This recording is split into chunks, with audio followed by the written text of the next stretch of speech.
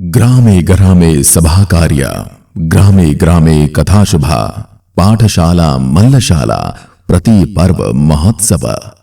अर्थात ग्राम ग्राम में सभा द्वारा जनता का उद्बोधन हो, गांव गांव में संस्कार युक्त कथा सुनाई जाए। वैसे ही हर गांव में पाठशाला व्यायामशाला हो तथा प्रत्येक पर्व पर महोत्सव मनाया जाए।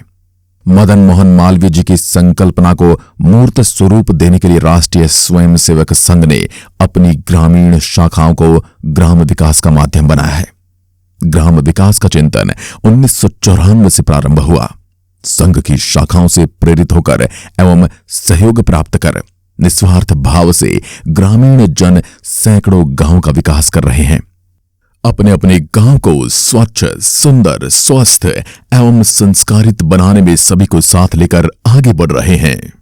इसके परिणाम स्वरूप स्वावलंबन एवं समरसता भी बढ़ रही है और इनके उदाहरण से आसपास के गांव भी प्रेरित हो रहे हैं। चित्तौड़ प्रांत में से 500 से अधिक गांवों का चयन हुआ, जहां समिति बनी और ग्राम विकास के कार्य हुए, जिन्हें उदय ग्राम कहा जाता है। कुछ गांव जहां ग्राम विकास के उल्लेखनीय कार्य हुए हैं, प्रभात गांव कहे जाते हैं। आज हम आपको ऐसे ही गांव में लेकर चलते हैं। चित्तौड़ प्रांत के ग्राम विकास की गाथा प्रारंभ होती है उदयपुर जिले के पानी कोटड़ा गांव से। यहां सर्वप्रथम राम मंदिर की प्राण प्रतिष्ठा हुई और सीसी रोड का निर्माण हुआ। 1995 में एक आदर्श गांव के लिए शुरुआत की गई, जिसमें सर्वप्रथम ग्रामवासी द्वारा इस राम मंदिर का निर्माण किया गया और 3 अप्रैल 1996 को इस मंदिर की प्रतिष्ठा की गई, जिसमें मुख्य अतिथि अपने प्रांत के आदरणीय राजेंद्र जी भाई साहब, प्रांत प्रचारक जी मुख्य अतिथि रहे। उनके विशेष प्रयासों से पूरे गांव में एक समरसता का भाव, एक आदर्श गांव और एक गांव का अच्छा विकास हो, इस हेतु प्रयास किए गए। ग्राम विकास का एक आधार गाय भी है। जहां गाय है वहां आय है। इसको समझा है बारां जिले के रूपपुरा गांव ने, जहां हर घर में गाय को परिवार का सदस्य माना जाता है। यहां के लोगों का मानना है कि गाय गौशाला के बजाय घर में पलनी चाहिए। 1995 के समथिंग यहाँ पर ग्राम विकास का कार्य प्रारंभ हुआ। सामाजिक परिवर्तन की दृष्टि से महत्वपूर्ण है। जो संघ का सबसे पहले हमारा यहाँ यही उद्देश्य रहा है कि इस गांव को, हमारा लक्ष्य रहा है कि 2025 से पहले हम इस गांव को पंच शक्तियों से पूर्ण करें। जैसे धार्मिक शक्ति हो सकती है, सज्जन शक्ति, युवा शक्ति, मातृशक्ति और संगठन शक्ति। गांव में प्रत्येक खंभे पर रोड लाइट लगी हुई है। गांव में कहीं पर भी रात के समय अंधेरा नजर नहीं आएगा। दूसरी बात, सड़क के किनारे, मंदिर पर, शमशान पर, स्कूल में, सब जगह छायादार वृक्ष लगाए जा रहे हैं। और जैसे बस स्टैंड है और हनुमान जी का स्थान है, शमशान है, बैठने के लिए नागरिकों के लिए भी ऐसे 25 से 30 सीटें लगाई गई हैं। ऐसे अनेकों प्रकार के काम हैं। और इसी प्रकार से हमारे यहाँ पर किसी प्रकार की अलग प्रकार की गौशाला की व्यवस्था नहीं है, क्योंकि उसकी जरूरत ही नहीं पड़ती। हर घर में जैसे 1 गाय, 2 गाय, 3 गाय हैं, वो स्वयं अपने बाड़े में उसको बांधने की व्यवस्था करते हैं। सब अपने उसको घर मर और बाड़े में बांधते हैं और उसको एक परिवार के सदस्य के रूप में मानते हैं और उसको उसी तरीके से रहते हैं जैसे अपने घर का सदस्य हो। तो गाय इधर उधर रोड पर नहीं घूमती, उसकी समुचित व्यवस्था अपने घर में ही की जाती है।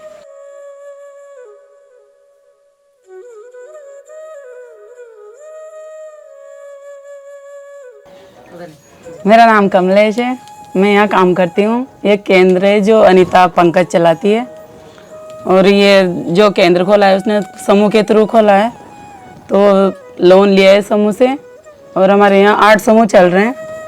उनमें करीबन 90 सदस्य हैं। हर समूह में 11 या 12, किसी में 10 भी है। इस तरह से सारी औरतें जुड़ी हुई है समूह से। समूह से काफ़ी मदद मिल रही है यहाँ की औरतों को और रोजगार में भी मदद मिल रही है। जो छोटी जैसे छोटे स्तर पे किसी की ज़रूरत है, छोटी सी दुकान, यहाँ अभी एक कुएं के पास भाभी है जिसने वो चूड़ा चूड़ी की दुकान डाल रखी है। सब तो ये समूह के थ्रू हो रही है। सब औरतों को अच्छी मदद मिल रही है इससे। इसी प्रकार गौ आधारित जैविक कृषि भी ग्राम विकास का आधार है। इसको साकार किया है झालावाड़ जिले के मानपुरा गांव ने, जहां जैविक कृषि के माध्यम से गांव को समृद्ध और विकसित बनाने का प्रयास किया गया। संपन्नता के साथ साथ उच्च शिक्षा भी सुलभ हुई है। तो एक शब्द है कि ग्राम्य विकास ही राष्ट्र जीवन का आधार है। हमें अगर पूरे राष्ट्र का विकास करना है तो हमें गांव की ओर जाना होगा। गांव विकसित होगा, गांव समृद्ध होगा, गांव संपन्न होगा, तो हमारे गांवों से जो पलायन महानगरों की तरफ हमारे किसान बच्चों का या मजदूरी करने के लिए लोग जा रहे हैं, इनको भी हम गांव में रोकेंगे। उनको रोजगार की व्यवस्थाएं, सारे साधन संपन्न ऐसा अगर हम गांव में जुटाते हैं तो हम गांव को एक बहुत वैभवशाली गांव अगर हमारा बनेगा तो हमारा राष्ट्र भी वैभवशाली होगा।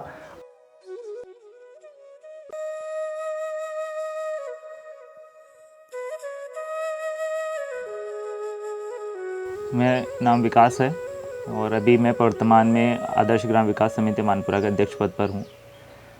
ग्राम विकास की अवधारणा के बाद गांव में सभी विकासों के साथ साथ शिक्षा और रोजगार के क्षेत्र में भी बहुत सारा परिवर्तन हुआ है और साथ ही जैविक खेती जो एक बहुत बड़ी उपलब्धि रही है गांव की, जो कि जैविक खेती में सहायता के साथ साथ रोजगार भी उपलब्ध करवाती है और यह एक अपने आप में एक बेहतरीन रोजगार है। यहाँ पर खाद के साथ साथ केंचुओं को भी बिक्री के रूप में दिया जाता है, जो लगभग 100 से 150 रुपये किलो के बीच में बिकते हैं। वहीं खाद 15 से 20 रुपये किलो के बीच में खाद की बिक्री हो जाती है। तो ये एक बहुत ही बड़ा आय का स्रोत बना हुआ है। इसके साथ ही उसमें जो मुख्य रूप से जिला में जब पहली बार मधुमक्खी पालन का प्रोजेक्ट आया था तो इसी गांव से उसकी शुरुआत हुई थी और बढ़ते बढ़ते वो आसपास के कई गांवों में अब पहुंच गया है।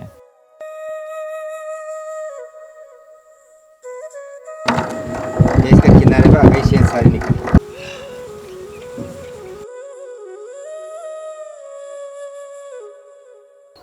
मेरे पास 50 बीघा ज़मीन है लगभग, जिसमें 20 बीघा के लगभग संतरे की खेती करता हूँ। संतरे में के पौधे हैं लगभग 1800 के आसपास है।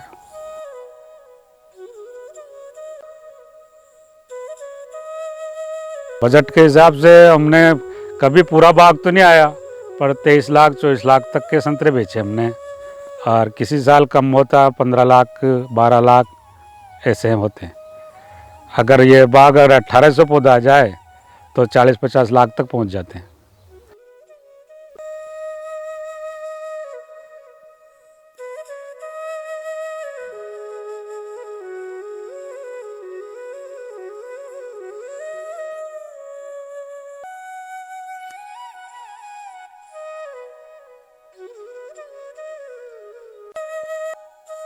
एक बार महाआरती का आयोजन किया और ग्राम विकास को लेकर यहाँ पर प्रांतीय बैठक भी रखी गई।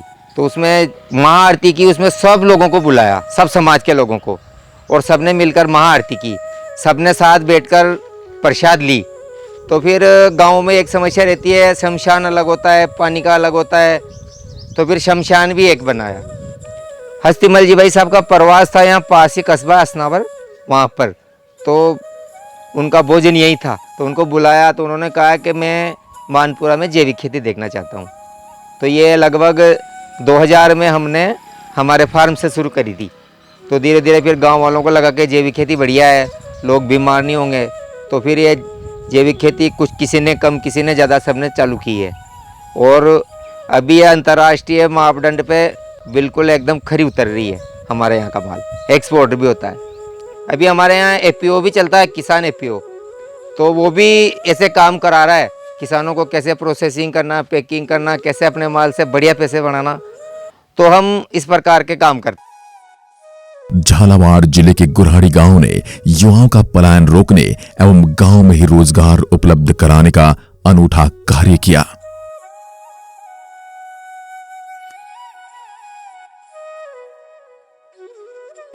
यहाँ पर 10 साल पहले इस गांव में एक भी दुकान नहीं थी, 4-5 दुकानें थी, करीब करीब छोटी छोटी।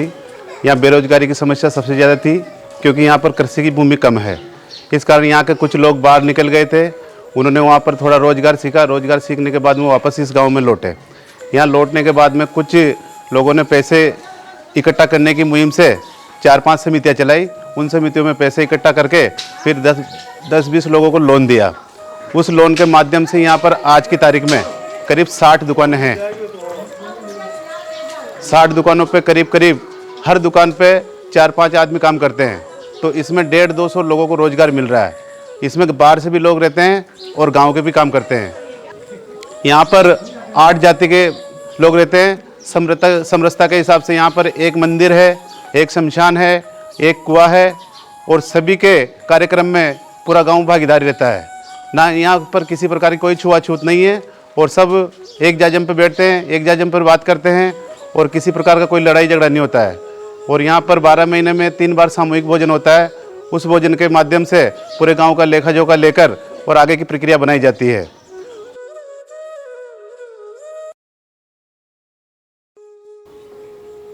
गौशाला लगभग 15 साल से चल रही और पूरे क्षेत्र का सहयोग से ही चलती थी और सभी की देखरेख से। इसके बाद रजिस्ट्रेशन करवाया, उसके बाद में अनुदान के साथ और गांव वालों का गौ माता के प्रति सभी की श्रद्धा है और पूरा गांव अपना संगठन से जुड़ा हुआ है 40 साल से ऊपर। तो इसलिए सभी का सहयोग है इसमें और गौ माता की सेवा करने से पूरे क्षेत्र का विकास भी है और उससे उन्नति भी है। सभी ग्रामीण जनों ने संगठन का भाव बढ़ाने के लिए मंदिर को चेतना का केंद्र बनाया है। कोटा जिले के गांव डुंगर जाने अयोध्या का आंदोलन चला तो यहाँ के लोग उस कार सेवा में पहुँचे, प्रेरित हो गए, क्योंकि पहले से ही थी भावना। तो यहाँ पे क्योंकि पहले से काम था आरएसएस का, तो यहाँ से 7-8 व्यक्ति गए उसमें। और जब वहाँ गए उन्होंने कार सेवा में 92 में हिस्सा लिया। हिस्सा लेके जब वापस आ रहे थे तो रास्ते में उनको एक संत मिले जिनका नाम था कमलदास जी महाराज। तो वो उनके साथ यहाँ पर पहुँचे। पहुँचने के बाद अब यहाँ की धार्मिक यात्रा शुरू होती है। तो उन्होंने यहाँ पर आए, यहाँ के गांव के लोगों से बात की कि देश के प्रति हमको और आगे देश को ले जाना है तो गांव की प्रगति करनी पड़ेगी और जो हमारे धार्मिक स्थान है उनको अच्छा बनाना पड़ेगा, आध्यात्मिक माहौल बनाना पड़ेगा, ताकि ये हमारी जो अगली पीढ़ी है उसको हम कुछ दे सकें। वो जब देखेंगे तो प्रेरित होंगे, तो निरंतर पीढ़ी दर पीढ़ी ये सेवा का भाव चलता रहेगा। तो वहाँ से उन्होंने यज्ञ की शुरुआत की, यज्ञ करवाया और यज्ञ कराने के बाद फिर धीरे धीरे सभी धार्मिक स्थलों की तरफ उन्होंने ध्यान दिया और गाँव वालों के सहयोग से वो कारवा बढ़ता चला गया। फिर समय आता है 96 का मौनी अमावस्या 20 जनवरी 1996। इस जगह जहाँ पर आज हम खड़े हैं, उन संत श्री ने गांव वालों को इकट्ठा करके और उनका संकल्प प्रस्तुत किया कि मैं यहाँ पर ऐसा चाहता हूँ कि अखंड रामचरितमानस का पाठ शुरू हो। तो उन्होंने प्रेरित करके वो शुरू कराया। ग्राम विकास को गति देने के लिए महिलाओं का सहयोग भी मिल रहा है। साथ ही स्वच्छता, पर्यावरण और स्वावलंबन को बल देने के भाव से कोटड़ा वासियों ने धीरे धीरे अपना विकास किया। गांव कोटड़ा, जैसा कि यहाँ महिला समिति का काम है। हमारे गांव में महिलाओं के लिए हमने एक समिति का गठन किया है जिसका नाम है जय अम्बे महिला समिति। इसका गठन हमने मई में किया था। तारीख थी 10 मई। लगभग 3 साल हो गए इस समिति के। और इसका उद्देश्य सर्वप्रथम तो यह रखा था कि किसी न किसी बहाने से गांव की जो महिलाएं हैं वो एक बार मिले। तो हमने सोचा कि क्यों ना कुछ ऐसा किया जाए जिससे उनका आर्थिक भी कोई सहयोग हो जाए। तो हमने उसके लिए इस महिला समिति का गठन किया जिसका नाम रखा जय अम्बे समिति। यहाँ स्वावलंबन के कुछ काम चलते हैं, यहाँ स्वच्छता के काम चलते हैं, यहाँ पर्यावरण जागरण को लेकर भी हमने कुछ कार्य किए हैं, वृक्षारोपण वगैरह। ऐसे ही गांव के अंदर छोटे छोटे स्वावलंबन के काम चले।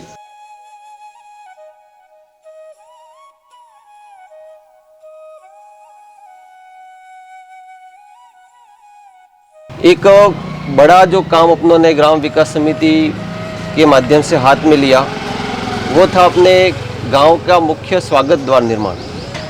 उसमें पूरे गांव वासियों ने मिलकर आर्थिक सहयोग दिया और उसकी विशेषता ये है कि उस द्वार को बनाने में गांव के सभी जनजाति बंधु हैं, चाहे किसी भी जाति बिरादरी का व्यक्ति है, सब ने खुलकर सहयोग किया और उस के माध्यम से अपना वो काम खड़ा हो रहा है।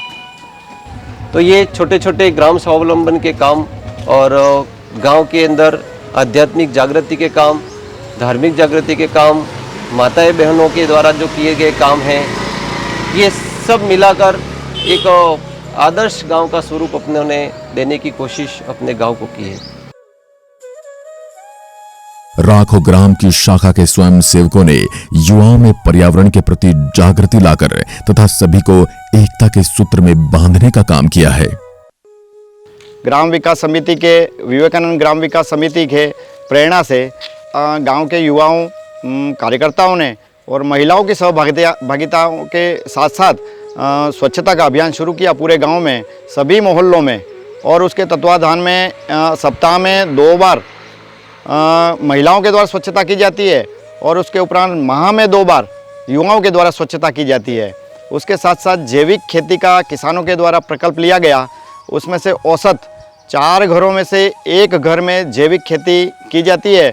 सर्वाधिक मात्रा में गोबर खाद का उपयोग किया जाता है और रासायनिक खाद का उपयोग कम किया जाता है।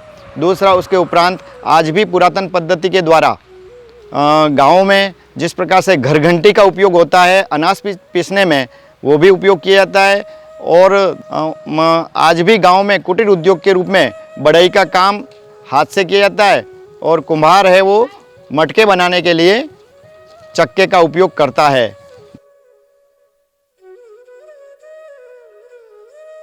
हमारे गांव का एक अनोखा उदाहरण है समाज समरसता का। हमारे सभी समाज के सभी बंधु साथ मिलकर रहते हैं, सभी त्यौहार मिलकर बनाते हैं।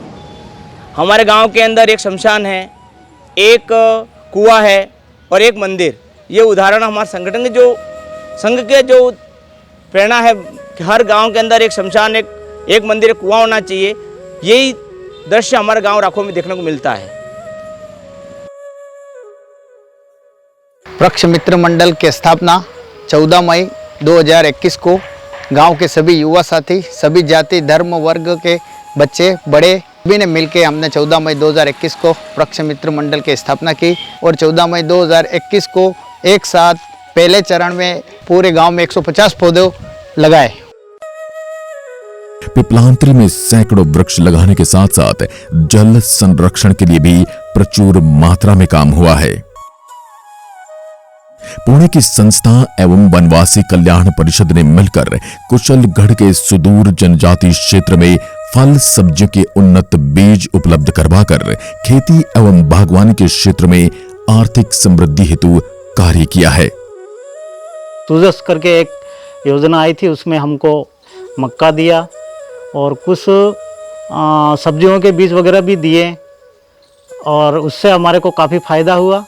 और आज भी यहाँ के गाँव के लोगों को सब्जी लगाने की जो आदत सी बन गई है तो वो लगाते हैं और बिना बाहर की खाद के, बिना जो देसी खाद जिसको उकड़ा बोलते हैं हमारे यहाँ लोकल भाषा में, उसका उपयोग करते हुए सब्जियां पैदा करते हैं। और वहाँ हमारे छोटा सा एक कस्बा है यहाँ टीमड़ा बड़ा में, वहाँ ले जा कर के टोकरी भर के लेके जाती है और कम से कम 400-500 रुपया ले करके आ जाती है।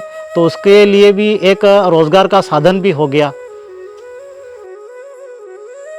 मैं इलेक्ट्रिशियन हूँ, मोटर रिवाइंडिंग का काम करता हूँ और अभी स्कूल में बच्चों को सिखा रहा हूँ इसके संबंधित। तो सर के द्वारा जो इसके ये चलाया गया टेक्निकल ट्रेनर के रूप में, और मोटर रिवाइंडिंग कैसे की जाती है, लाइट फिटिंग कैसे की जाती है, पंखे कैसे रिवाइंडिंग किए जाते हैं, मिक्सर कैसे, ये बच्चों को सिखाने का काम कर रहा हूँ। तो मैंने वैसे 7 कारीगर तैयार करके दुकानें डलवा दी है और वो अभी स्वयं पैरों पे कमा के खा रहे हैं।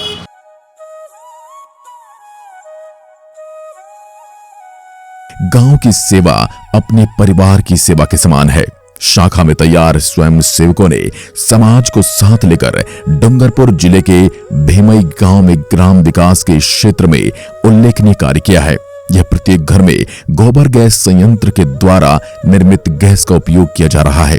काफी संख्या में उच्च शिक्षा प्राप्त महिलाएं सरकारी सेवा में कार्यरत हैं। सार्वजनिक कार्यों के लिए जन सहयोग से डोम का निर्माण करवाया गया है, जहां अपना गांव अपना काम सरकारी योजना के अंतर्गत जन सहयोग से निर्मित कुआं गांव में जल उपलब्धता का मुख्य स्रोत है। ऐसे ही कई उल्लेखनीय कार्य भेमई ग्राम में हुए हैं।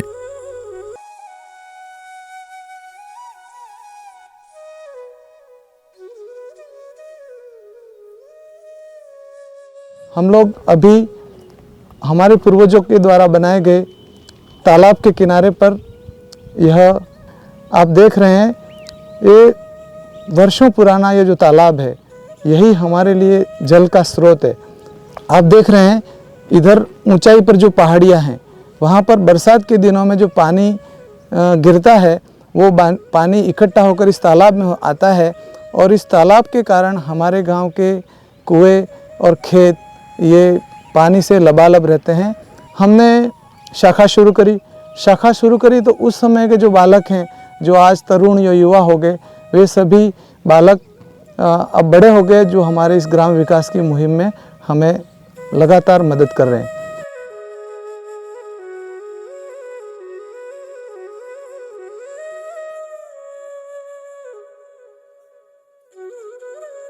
(2002) में हमारे यहाँ पर एक वरिष्ठ प्रचारक श्रीमान जेठू सिंह जी, जो उस समय अपने चित्तौड़ प्रांत के गौ सेवा प्रमुख थे, उनका आगमन हुआ और उनके आतिथ्य में हमने एक विवेकानंद ग्राम विकास समिति, ऐसे एक समिति बनाई। गांव की माताएं बहनें, युवा शक्ति हमारे साथ कैसे जुड़े, ऐसा प्रयत्न करते करते हमने महिलाओं के अंदर काम के लिए श्री माँ महिला समिति ऐसा एक गठन किया। मान में भी राम है तो मान में भी राम है, रोम रोम में राम समाया, देखो कैसी है राम तेरी माया। हमारे गांव में हम माँ समिति बनी हुई है, माँ महिला समिति। उसमें मतलब हम लोगों ने बहुत बड़ा एक ग्रुप बनाया है। उसमें दिन व दिन मतलब कोई भी ऐसे मैसेज होते हैं जो गांव से रिलेटेड होते हैं, जैसे स्वच्छता को लेके या फिर भजन मंडली को लेके या प्रभात फेरी को लेके, तो हम उस मैसेज मतलब उसमें मैसेज कर देते हैं और हम सारी महिलाएं एकत्रित होती है। उसके बाद में जैसे कि मतलब हम लोगों ने ये निर्णय किया है कि हर घर के सामने हमारे एक तुलसी का पौधा हो, हर घर में गौ माता हो, हर घर में स्वास्तिक बना हुआ हो, हर घर में गली मोहल्ले में अपनी सफाई हम खुद करते हैं। मतलब ऐसी बहुत सारी चीज़ें हैं जो हम लोग स्वयं करते हैं। प्रारंभ काल से ही हमारे गांव के जो नवयुवक, जो नौजवान थे, वो जागरूक थे खेलों के माध्यम से और विभिन्न प्रतियोगिताओं स्पर्धाओं के माध्यम से, ये सभी जागरूक थे। उनका भी एक विवेकानंद नवयुवक मंडल और साथ में हमारी विवेकानंद ग्राम विकास समिति। बुजुर्गों ने गांव में सलाह लेने एक हमारी समिति बनाई थी। गांव ने नवयुवक मंडल ने समिति थी, एंड गांव नो काम चाली रही बढ़िया ने। गांव में नवा नवा काम थाते रहे। युवा मंडल थकी भी गांव में साफ सफाई न और भी लेटेस्ट काम आका गांव में स्पीकर लगाई हुए जे वेली वेली आरती थाय, हाजे आरती थाय, 2 वागे बढ़िया भजन कीर्तन थे। अपना गांव अपना काम ऐसी एक योजना चली, तो गांव के बुजुर्ग नौजवानों ने गांव से कर्ज से पैसा लेकर के 20% राशि जिला ग्रामीण विकास अभिकरण डूंगरपुर में जमा कराई और उसके फलस्वरूप हमें 5 लाख रुपए का सरकारी फंड उपलब्ध हुआ। उस फंड से एक शानदार ओपन वेल कुआं खुदवाया और फिर वहाँ से एक पाइपलाइन बिछाई और फिर पूरे गांव के हर घर में नल से कनेक्शन हुआ। तब से लेकर पिछले 30 वर्षों से गांव का प्रत्येक व्यक्ति उस कुएं का पानी आराम से पी रहा है। पहले ये जमीन बिल्कुल खंडहर नुमा थी, या दो, एक ब्राह्मण के और एक पाटीदार का खेत था, इसको गांव वालों ने इसको बिकाऊ लिया। और बिकाऊ लेने के पहले यहाँ इसलिए लिया कि इसके पहले यहाँ गोबर गैस के खड्डे थे और इसमें लोग बाग गोबर डालते, कम से कम 25 से 30 गोबर थे। इसको गांव में कुछ नवयुवकों ने, कुछ युवाओं ने इसको मिल करके उसको यहाँ से हटा दिया। और हटाने के बाद में यहाँ का डोम का पहले 2-5 साल तो ऐसे चला बिना डोम के। फिर ऐसा महसूस किया कि अब डोम की ज़रूरत है, उसके बाद फिर डोम का निर्माण किया। इस काम को करने के लिए, इस विकास काम को करने के लिए हमने गांव की एक कमेटी बनाई। इसमें हर 12 साल या 2 साल के लिए वो चयनित रहते हैं। वो स्वेच्छा से बिना वेतन लिए पूरे काम को देख रेख करते हैं, उनका हिसाब किताब रखते हैं और उसको होली या दीपावली पे सामूहिक गांव के सामने वो हिसाब प्रस्तुत करते हैं कि साल भर में हमने इतना काम किया, ऐसी आय हुई, ऐसा किया। इस प्रकार फिर हमारे गांव के जो नौजवान खाड़ी में विशेष करके कुवैत देश में रहते हैं, तो वो वहाँ पर भी अपना अर्थोपार्जन करते हैं। तो उनमें से कुछ स्वयंसेवक वहाँ कुवैत भी जाना हुआ, तो उन्होंने कहा कि हम अपने गांव के लिए क्या कर सकते हैं। तो हमने उन्हें निवेदन किया, आग्रह किया कि आप अपने गांव के लिए इतने दूर रह कर के प्रत्यक्ष कुछ सहयोग नहीं कर सकते, पर आप अंशदान के रूप में कुछ न कुछ राशि आप दे सकते हैं। जितने भी कुवैत में रह रहे हैं NRI, सभी कार्यकर्ता मिलकर हनुमान मंदिर का विकास करें, यह सोचा। फिर उस समय इसी पैसे से धीरे धीरे इसका समतलीकरण किया गया, बाउंड्री का निर्माण किया। गांव के ही कुछ कार्यकर्ताओं ने प्रयास करके वृक्षारोपण और उसके लिए भी प्रयास किया। फिर विचार चला कि ऊर्जा संरक्षण के हिसाब से तो हर घर में बायोगैस प्लांट, तो कोई 70, 80, 90 घरों में बायोगैस प्लांट है, जिससे अपने रसोई घर पे भोजन बनाने की जो आवश्यकता वो हमारी पूर्ति होती है। ग्राम विकास समिति के गठन के बाद हमने ऐसा पहले से ही, हालांकि गऊ पालन तो होता आया है, लेकिन इससे गऊ पालन को बहुत बढ़ावा मिला ताकि गौ सेवा का भी अवसर मिल जाए और हमको साथ में ईंधन के लिए जो गोबर है उसका भी हमें साथ में उपयोग हो जाए। तो परिवारों में इस कारण से और गाय माता के प्रति जो लोगों के जो सेवा का अवसर मिलता है, तो हर घर में एक गाय, ऐसा देसी गाय को पालन का इसके लिए बढ़ावा भी इस गांव में मिला। इसके लिए गांव में यदि युवाओं में देखें तो अधिकांश लोग स्नातकोत्तर लेवल की पढ़ाई कर चुके हैं और हमारे गांव में जो अच्छा वातावरण बना उसका परिणाम ये हुआ कि अनेक लोगों ने अच्छी शिक्षा प्राप्त करके विभिन्न पदों पर हैं। कम से कम कोई 90 के लगभग सरकारी कर्मचारी सेवाओं में है, उसमें से 20 लोग तो माता बहनें भी सरकारी सेवाओं में।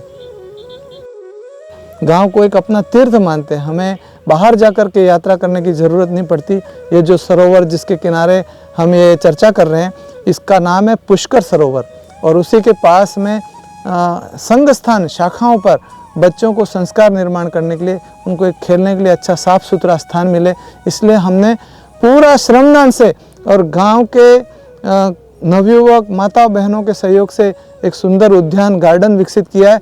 और विशेष करके हमारे गांव में संघ के अखिल भारतीय ग्राम विकास संयोजक आदरणीय दिनेश जी, उनका 3-4 बार प्रवास हुआ, तो हर बार उन्होंने हमें कुछ नया करने की प्रेरणा दी।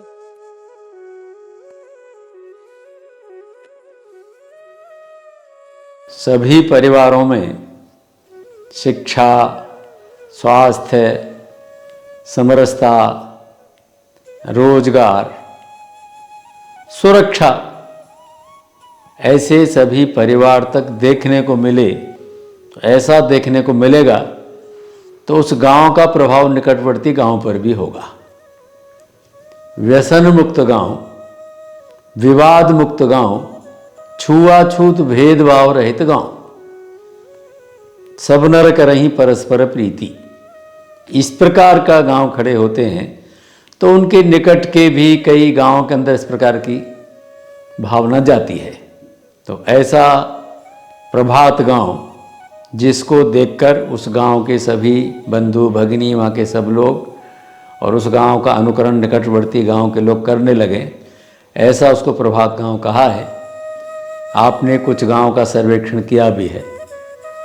तो बात जहाँ तक भेमई गांव की है इस गांव का जल स्तर बाकी से ऊपर है। गांव के लोगों ने सहकारी पद्धति से अपनी भूमि की बंदोबस्ती की है। घना वृक्षारोपण से यहाँ का तापक्रम को कम किया है। घर घर में गोबर गैस से ईंधन बचाया है। तो ऐसे गांव की संसाधनों के आधार पर गांव का विकास,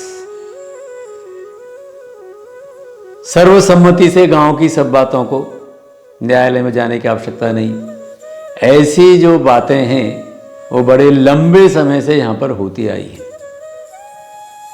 तो ये इस प्रकार के गांव सारे देश में खड़े हो भी रहे हैं। तो ये जो जीवन मूल्य हैं, उन जीवन मूल्यों का संरक्षण, संवर्धन, हमारी प्रकृति के साथ तालमेल, सप्त संपदाओं का संरक्षण, और आज युगानुकूल इस प्रकार के पुनर्रचना के कुछ गांव आपने जो सबके सामने दिखाए हैं, यही एक रास्ता है। प्राच्य काल से अगर हम चलेंगे तो आज ये सारी बातें वैज्ञानिक दृष्टि से सरकारों के ध्यान में, प्रशासन के ध्यान में, उनके भी ध्यान में आ रहा है कि हमें क्या राह भटक तो नहीं गए थे। तो हमारा जो पुराना दिखाया हुआ रास्ता था वो एक सच्चा रास्ता है, अच्छा रास्ता है। भारत को नहीं, दुनिया को एक रास्ता दे सकता है। तो ऐसे युगानुकूल ग्रामीण पुनर्रचना की कुछ बातें मैंने आपके सामने रखी हैं। नमस्कार।